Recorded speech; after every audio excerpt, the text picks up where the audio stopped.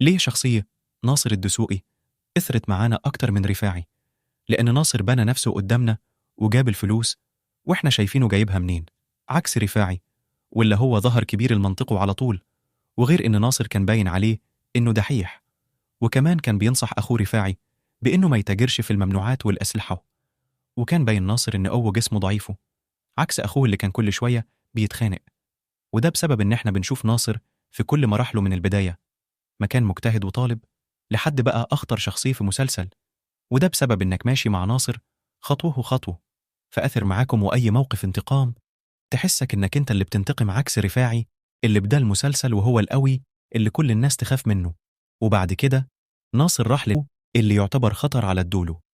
وناصر في البداية كان بيحب واحدة اسمها تمارا، ولما راح تقدم لأهلها رفضته بسبب أهله، وقال لأهلها أهل دول ما يشرفهمش إنهم يناسبوا ناس زيكم.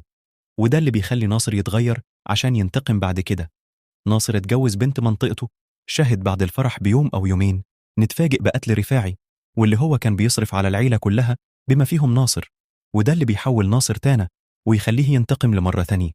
بعد ما دخل السجن ظلم خرج واحد ثاني وهدفه إنه ينتقم، فبدأ إنه ينتقم من عصام النمر بالتخطيط، وبإنه كان متعلم فكان بيخطط صح وبالملا وبيرتب لكل حاجه.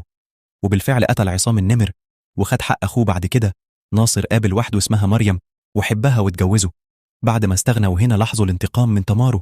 ولما شافت ناصر كانت هتموت وكان زلالها هي وجوزها، وكلنا عارفين طارق. عشان شرقت. وبكده ناصر بقى من أخطر الناس على الدولو بعد ما كان عايز يطلع وكيل نيابه